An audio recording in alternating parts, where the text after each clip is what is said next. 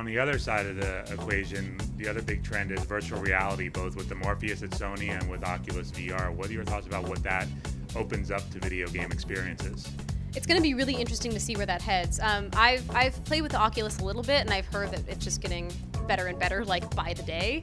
And so I think, there are going to be obvious choices. Like, I'm sure there's going to be a first-person shooter made for it. But I've heard of really interesting experiments people are already doing with the Oculus, where they, I wish I could remember the name, but there was a group that made kind of like a simulator, so people of opposite genders will put on the Oculus and they'll see the other person's feedback. So if you're a woman, you're seeing a man's body, and so you're kind of like seeing what it's like to be a man or a woman, and if you're the opposite gender.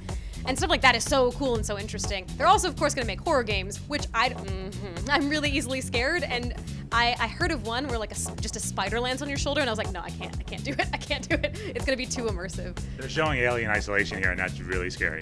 With Oculus? Yeah. Ooh, I don't know, man. That's so scary. I don't know if I could do it. And the last thing I wanted to ask you is, when it comes to voice acting, we're seeing a lot of performance capture these days on a lot of the bigger games. What are your thoughts about what that opens up to actors like yourself?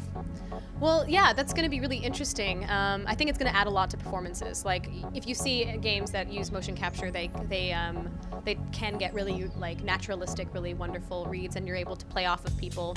And the nice thing about it is that it won't take, because one of the things I really love about voice acting is that you're not limited by what your voice, or you're only limited by what your voice can do. You're not limited by what you look like. And since the game isn't going to necessarily take the way that you look for the character, then it'll only open up options for actors to have more to play with without being restricted by the restraints of like an on-camera situation.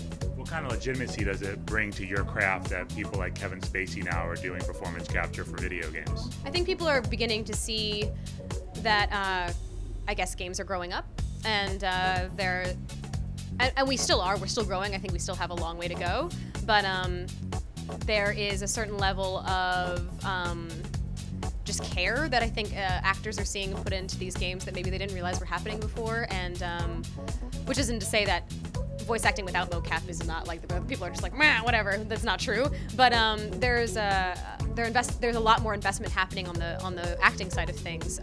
People are building enormous mocap studios in their studio spaces, you know, to get these really amazing performances. So I think as that keeps continuing, that people are just going to look at games more and more as like a viable acting option, which maybe they didn't before.